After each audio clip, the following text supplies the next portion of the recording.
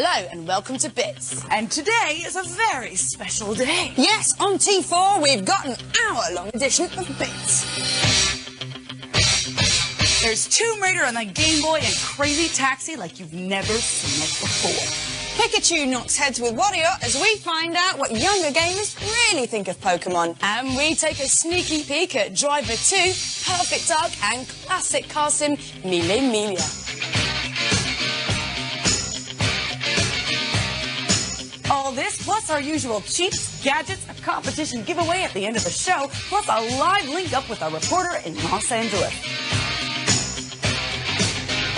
And we've got some very special mystery guests in our very first celebrity console gaming standoff. Wondering who they could be? Well, here's a little clue. Oh, I wonder who it could be. Right, enough of that. Here's this week's news. And Bill Gates' Microsoft have thrown in a weird one with this picture preview of the Xbox. It's gotta be a publicity stunt. It looks like an optimistic 1950s vision of a space-tastic future we just didn't have. Which brings us nicely to the PlayStation 2. Well, Sony have finally let us take a sneaky peek at this PlayStation 2 release. It's called Stepping Selection. Cool shoes, huh? But in this game, you get to dance with Britney Spears. Britney has certainly been driving the major publishing houses such as Sony and Activision crazy, as they're all clamoring to get hold of the European publishing rights of Stepping Selection from the Japanese developers Haniko. It's not just Britney who's getting in on the dance act. The game also features the Backstreet Boys, as well as the ever-popular all singing, all dancing Steps. The 5, 6, 7, 8. Dancing in your bedroom with your hairbrush will be a thing of the past, as this quirky dance 'em up incorporates DVD pop videos and karaoke-style screen dance instructions to help you shake your booty like the professionals. The game might even take the place of the erotic video. But now, here's more from Camp Pokemon. We did it! Give me a high five! All right, yeah! The Nintendo flag is flying high in the US with the Pokemon frenzy continuing. Now the N64 hardware actually outsells all other formats. Who'd have guessed it? Nintendo of America attributes the rise to the new coloured hardware housings and the success of Pokemon Stadium. What about over here? We've yet to feel the full impact of the Pokemon fever, if the craze in America is anything to go by. You haven't. In America, Pokemon titles come top 4 in the console charts, but the headliners like Pokemon Stadium and Pokemon Yellow Pikachu for the Game Boy were not released in time to make a similar impression on our charts in the first quarter of this year. Pokemon Red and Pokemon Blue are stable top 10 favourites over there and over here, but we've been finding it hard to find our favourite, Little Pikachu. Pikachu. He's becoming so popular now, he's practically an endangered species. So there you have it, the Pokemons. Pokemon Red, Currently at number 2 in the UK charts. Pokemon Blue, Currently at number 3 in the UK charts. and now Pokemon Yellow. Currently climbing up the US charts and poised for a UK release on the 16th of June. Wow, that's 3 Pokemon games at once. It's not possible. And one on the N64. Who the dickens needs so much Pokemon? Well, we did some research, and you'll never guess what. It's the under-12s who went for it. Hook, line, and stinker. But are these impressionable gamers blinded by the frenzy, or can they see through it all to the plethora of options the Game Boy has to offer? Bits hit the streets to find out. We're here on the street, we're hanging out with the kids, and we're talking about Game Boy. And what we really want to know is, what does everybody think about Pokemon? Hey, Pokemon, what do you think has begun. Okay, who's played it? Who's played it? I mean, some of the wee characters are quite cute, Yeah. but I don't actually really like them. I hate them. Do you find it easy to get into, or do you think you have to read loads about it? I just find it confusing, the game. It's not easy if you don't know anything about Pokemon. You have to read loads of the instructions. Like some games you'll get and you'll just know how to play them instantly, whereas Pokemon, I think you'd have to read through all the instructions first before you get the hang of it. I think it's easy because the first time I played it, figured it out. So basically, even though everybody around here is playing Pokemon, you think the gameplay is boring. Pokemon, is it a yay or a nay? Yay! So what's better then? I think Waterland. Waterland is like background in it, but in Pokemon, behind the actual Pokemon, there's no background or anything. I think I might have a go in. Nice one. I'll give you this. I'll give you Alleyway. Oh, that one's broken. Oh, Nightmare. So there you have it. Wario Land 3 set to take on the mighty hold of Pokemon on the Game Boy Color. But Wario's not alone because our Lara Croft is right behind him. Can you believe it? Tomb Raider on the Game Boy Color. Here's Alex with the lowdown. Back in 1995, the video games world needed a personality overhaul. The suddenly aging Generation Xers, those people reared on coin-op asteroids in the original Mario Brothers, were moving away from blonde, sword-wielding leprechauns and onto something more tangible, like girls. She hit the Sega Saturn first, but shrank under the reputation of a little blue hedgehog named Sonic. Apparently, gaming geeks of the early 90s were interested in something called gameplay, and not the cup size of an interactive main character. Then, thanks to the PlayStation, which made staying in and twiddling with computers a fashion statement, puberty hit and the virtual pinup had to be Lara. She's changed her agent and is beginning to believe her own press. Once relegated to the PlayStation, the First Lady of Leisure has now become a bit more fickle. First she moved to the man's machine, the PC, and has recently been spotted exposing her 128 bits on the Dreamcast. But she ain't stopping there. The portable hobbyists are the latest to hold her assets in their hot little hands. She's been to the code doctor and had herself reduced to the screens of the Game Boy Color. Anything Lara's bound to fly off the shelves, even if the last revelation did set record lows for first day sales. But this little find is well worth the dosh you'll invest. It's an original Tomb Raider and portrays the buxom wench profile way in an excellent retro-style side-scrolling adventure. Like the Atari 2600's Pitfall more than anything else, with instant gratification and smaller levels, old-school gamers and new ones alike will find hours of entertainment in this extremely well-designed little baby. She's classic arcade now, folks. So we'd better just stop complaining and get on with it. Little Lara's pattering onto our Game Boy this summer.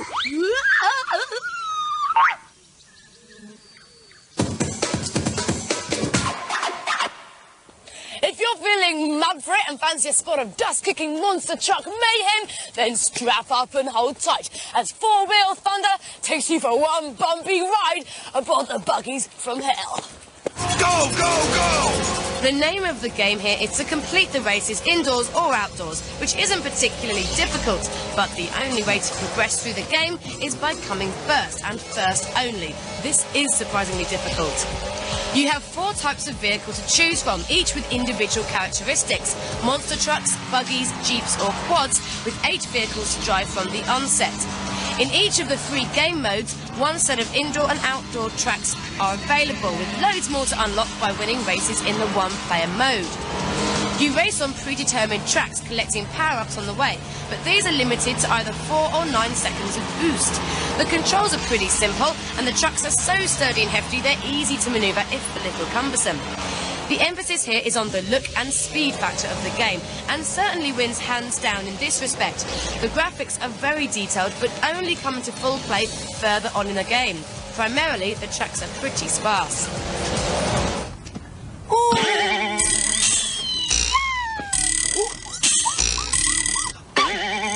The game is immensely challenging, but not much in terms of testing dexterity. I wanted to be driving up walls, spinning upside down through tunnels and leaping over canyons. In the outdoor races, 11 cars are revving it up way in front of you, so trying to make it in first place is exceptionally hard. The only way to win is really by learning the tracks off by heart, using all your boosters and not messing up once. No pranging or you've lost the race. Four-wheel thunder is out for your Dreamcast in June!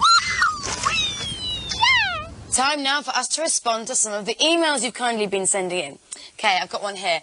I really like your show, but can you do more PlayStation 2 previews? P.S. Any chance of a bit of Final Fantasy 9? Well, good news on the PlayStation 2 front. You've already seen stepping selection at the top of the show. And later on in the series, we're definitely going to have more. We're also hoping to have all sorts of bizarre Japanese imports that you'll be able to play on any platform. So keep tuned into that. About Final Fantasy IX, recently in LA, the Electronic Entertainment Expo, also known as E3, happened. That was the first place outside of Japan any Final Fantasy IX footage was shown. We are getting that footage, so keep tuned. It's exclusive to Bits. So Final Fantasy IX footage soon. Yes. Right, I've got one. It says, why don't you set up a Java chat on all the time? Like the Doll's House, I've talked to many people, and I think it would be a good idea. Well, I don't know about a non-stop Java chat, simply because us Bits girls are so busy writing and reviewing for this show. But I can tell you that we are considering having strategically placed webcams around the set so you can actually watch all the fallovers and fluff-ups as and when they occur whilst making this crazy show. So send us an email to the address at the end of the show and tell us what you think and tell us what you want. Alternatively, why don't you check out our own website right now at www.channel4.com/bits. If you don't already know it, this month LA is hosting the world's biggest video game conference, E3. Now I'm about to phone Bike Maldwin, who is currently at E3. So I'm going to phone him and find out exactly what is going down in LA. Hey, Bike, you are in LA right now in the thick of it. You're at E3, so tell me what's going down. Everything's sharper this year. Normally it's like an incremental change, just a tiny little improvement over last year's. I haven't really been disappointed.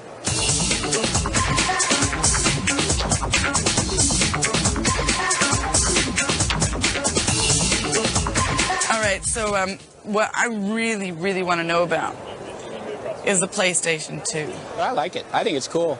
I want one. And Sony's attitude is not that they're a video game company. They're not making a video game console. They're making a home entertainment console. You got the DVDs, you get a little bit of a light show, you get some graphics when you're playing a CD, and, you know, you can do your internet surfing. Sort of an all-in-one console killer, if you will. Well, tell me a little bit about the Game Boy Advance. Well, Nintendo now is making lots of money on the Game Boy. Everybody's buying Game Boy. They have the Game Boy Advance, 32-bit, perfect, ready to go. They're not talking about it. They're going to hold it back until they've sold every last Game Boy. We're not going to see anything about that from until like 2001. I'm building up to the big stuff. All right, all right. The big stuff, apparently Microsoft. So I log into the Microsoft thing and I'm like, hey, show me the Xbox. Let me see what you got. Give me some Xbox like this. Give me the Xbox. And they're like, okay, you know, come over here and sit down and we'll show you a videotape. I'm like, hey, you know, I'm a responsible journalist, okay? I got people they want to know. And I can't responsibly report on a videotape. What am I going to say? I'm going to be like, hey, the videotape looks great. So I started going, hey, it's a hoax. It's a hoax. Microsoft's a hoax. It's a hoax. It's a hoax. It's a hoax. It's a hoax. They took me upstairs. They show me the thing actually working. It does work. They got a box up in a little tiny room, little tiny secret room. They got armed guards outside. But the one that they were showing us was like a big X, you know. It says box on it. But amazing about it, it's running more polygons, more textures, more beautiful things than I've ever seen any kind of computer do. Oh, yes. Even like a supercomputer at NASA probably couldn't push all those polygons. The official Microsoft stance is that they're 17 months away, you know, something like that. I really feel best to show, I'd give it to the Dreamcast Online, because it's here now. I don't have to wait. I don't have to wait. There's like an army of people up there playing Quake 3 over the internet. Oh, no, don't tempt me. No, it's nuts. It's nuts. I think they're going to score there. As soon as people are sitting at their TV playing multiplayer, that's going to change everything. I think I'm going to go over there and show them how to play these games. All right, thank you so much, Bike. Bye, Enjoy Alex. the rest of E3. Enjoy the sunshine. Take it easy. Later in the show, we've got Perfect Dark and we've got our first celeb stand-up with a bunch of T4 stars. So make sure you stay tuned for this.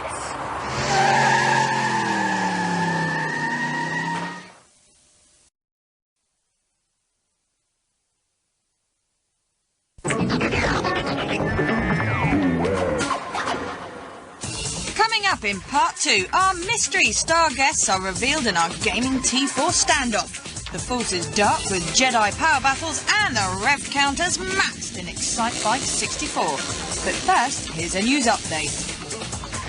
Those Sony boys sure are smart cookies. Take a look inside this PlayStation 2 box. There's a handy slot for the game and a memory card.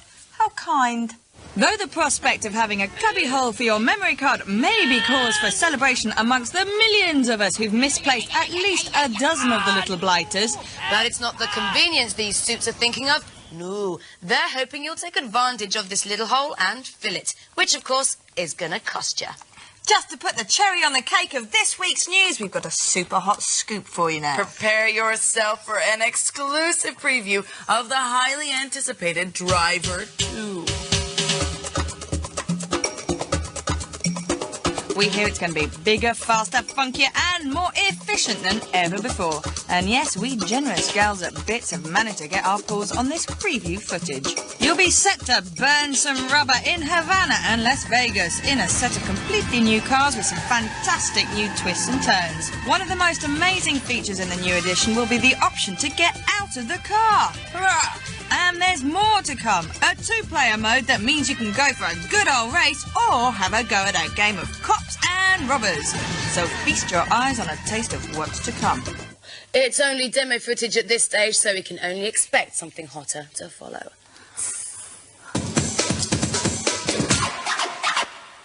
It's time to take a look at some of the games on the shop shelf now. Starlance is a fantastic game and definitely a contender for the best of the genre. It clips the wings of Wing Commander and imposes trade embargoes with Allegiance as it battles for supremacy as the cosmic game of the year. In space, no one can hear you scream with pleasure, but they can see your face by a massive grin and an evil look in your eye as you mercilessly hunt down your intergalactic prey and blow 7 shades of space dust out of the enemy. With great music, stunning atmospherics and mind-blowing action, this is a game in permanent warp drive. You going crazy? One of the first PlayStation releases to get a significant reduction on its price tag, with 12 gangs of ruthless cutthroats and 20 different armored killing machines to choose from. This game is Roadkill Central. It's either that or the fact that you all love driving, shooting, and explosions. Star Wars Episode 1 Jedi Power Battles has finally spacewalked onto our PlayStations. But is it any good? In a word, no!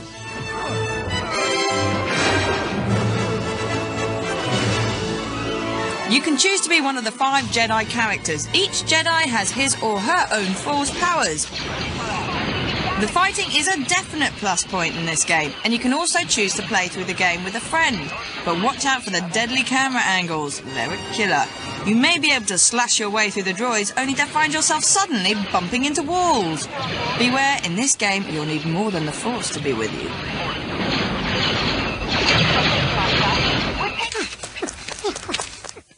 Surprising to see virtual pool halls so far up the charts, especially as this is its second time around. But with so many options crammed into one box, it's hardly a shock. 3-ball, 6-ball, 8-ball, 9-ball, 10-ball. It sounds like the lottery draw, but these are just some of the more obvious games you get to choose from. All this with enhanced AI, online options, and a tournament with 128 opponents. You'd be snooker loopy not to already have this in your collection. In Battle Tanks for the PlayStation, you're one of the few remaining women on the planet. Your vehicle is a tank and your mission to find true love. Rest assured this game isn't going to take long if you play alone. Like the Nintendo version before it, you blast your way through enemy lines and remain unscathed.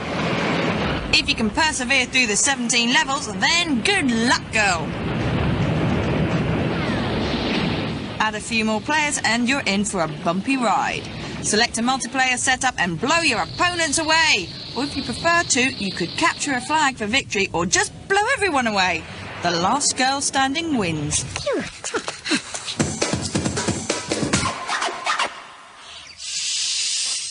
Like a bat out of hell, this Kerrang-reading, sword-slaying, dragon-hating little fellow is the latest firefighter to sizzle onto your PlayStations. So get your fingers ready for a smoking with Dragon Valor.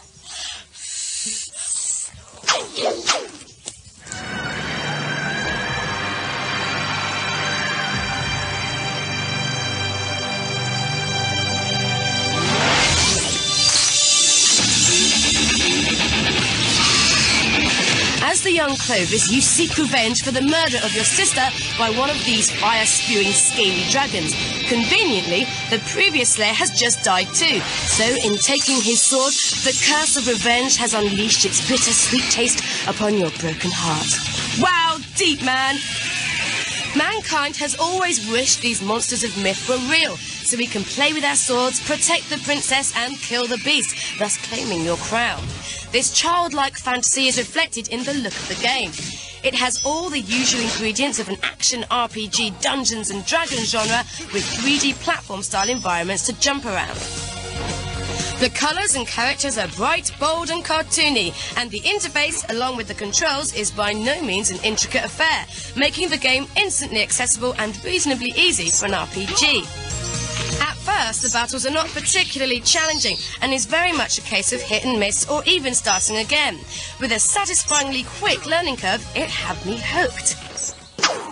The completely non-frustrating, relatively seamless gameplay keeps you tuned in as each challenge is met and conquered, with enemies ranging from crabs to trolls to red Indians, and of course, dragons.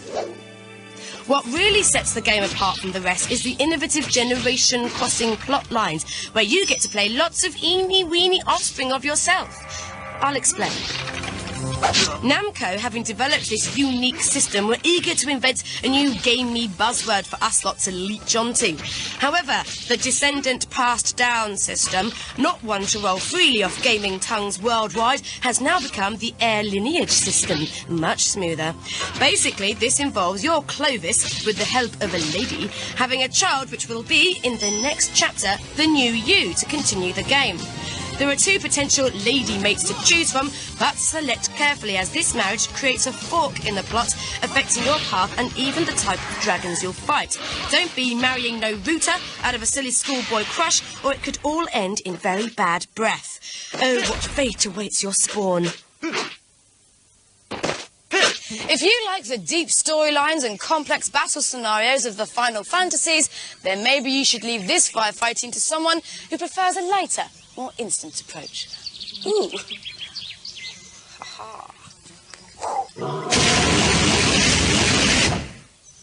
You're just a guy who digs slaying dragons. But hey, it kept me off the streets. Dragon Valor is out for your PlayStation in June.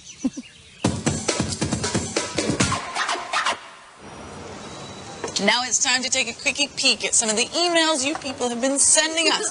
First up, when exactly can I buy my PlayStation 2, you impatient little ear beavers? Emily? Well, the official launch date for both the US and the UK has now been set at October 26th. At present, Sony is still being a little bit cagey about the expected price, but we can tell you that our gaming pals in the good old US of A will be coughing up $299. Well, you can expect to pay the equivalent in UK pounds when it arrives over here. So you better stop pushing the old pennies into the piggy bank. Right, next we've got a real driving fanatic. I've played Colin McRae and finished it. I've done the driver thing. Yawn. I'm getting sick of F1 2000. Is there anything out there for me? Well, yes. We've got four-wheel thunder for you in this show. There's always Ridge Racer 4, Need for Speed, the loud, leery, crazy taxi out there. So there's plenty. Oh, and keep your eyes peeled for Driver 2. And we're gagging for Metropolis Street Racer just as much as you lot. But until then, we've got a tasty bit of FMV for you to feast your eyes on from another game. It's fast, it's classy, it's cappuccino-tastic, and it's called Mille Miglia. Based on one of the world's most famous motoring events, which ran up to 1957, Mille Miglia, meaning 1,000 mile, lets you race through 1,000 miles of beautiful Italian countryside. This stylish spin on the racing sim is due out at the end of this month.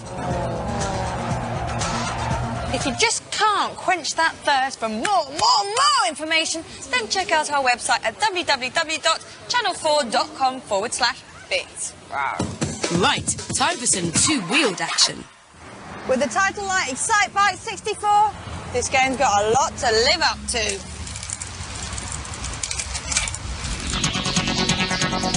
In fact, this is the 3D version of an old classic that scrolled onto screens via the Nintendo Entertainment System. Two-wheeled racing games aren't really known for their high level of thrills.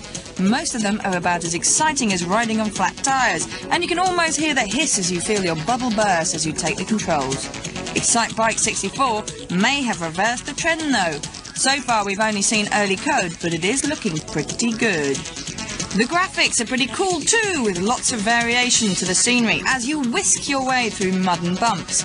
Certainly the realistic physics engine adds to the fun. When you hit a truck trying to pull a stunt, it actually looks like you're hurting. There are 12 cool stunts to pull off if you fancy yourself as a bit of a frat Harry, and 20 tracks to show them off on. What particularly draws me to this, though, are the multiplayer modes. With up to 4 players, the idea of pulling some awesome stunts while simultaneously knocking one or more of your competitors off their bikes is mighty tempting. Like the best racing games on 4 wheels, what makes this one look like working is the thrills and the spills and the cunning tactics that go behind them. What's more, it's refreshing not to find all the real-world bikers who you've never heard of and care even less about littering the game. And it means that they've spent more time and money focusing on the gameplay itself. Start revving your anticipation now because you'll have to hold back until September 2000 for Excite Bike 64. Shame. Okay, it's time now to reveal the identity of our mystery guests as we, the Bits Girls, go head-to-head in our first ever gaming standoff. The contenders are none other than that strapping lad trio that are the gorgeous blokes from Hollyoaks. It's Martino, Matt, and Ashley. Alright, lads. You alright? Cool. I'm always kind of playing games in my front room. And I'm always on the net. And are you actually keen gamers or? Big time. I am, yeah, I'm quite into it. Just to wind down at the end of the day. Yeah, massively, I love them. Platforms of choice for the two gamers Nintendo, here. Yes. all the way. Oh, nice choice. Nice choice. And PlayStation to a certain extent. Dreamcast is quite cool as well. So, Matt, you said you like the Game Boy Color. Did you get into it with the whole Pokemon craze? Are you an old school Game Boy? I have the original white one that I coloured in and stuff. I've got Metal Gear Solid for it, and I like that. That's just kind of nice. Game Boy's wicked, I mean, the staying power, do you know what I mean? That is just amazing. So have you played the Neo Geo yet, then? Yeah. It's good. I liked it, nice little compact thing. Yeah, it's wicked, isn't it? Yeah. If you could be a game character, what game character would you be? Solid Snake. Yeah, Metal Gear he's Solid. out his nails. He was a bit 80s, though, he with his bandana and Yeah, his but it's floppy cool. mustache. No, it's a bit of a mullet. He's got a bit of a mullet. They're back in, they're back in. Right, so we're not here just to chat. We're here to whoop some derriere. So, Hollyoak boys, in there, and we shall contend that we are, in fact, the best at what we do. Right. Right then, I'm playing Martino at Soul Calibur on the Dreamcast, and I'm beating him. I'm playing Ashley, and we're playing Engine Racing, and it's pretty hot, neck and neck racing. I'm here with Matt, and right now Mario Golf is topping our chart, and I have to say that I'm definitely one up. Definitely. I'm not a golfer, to be honest. I'm just... And it's obvious. Yeah.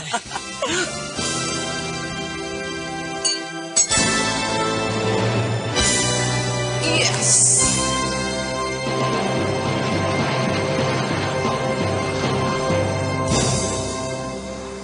Right, so without a shadow of a doubt, I appear to be the master tier in golf.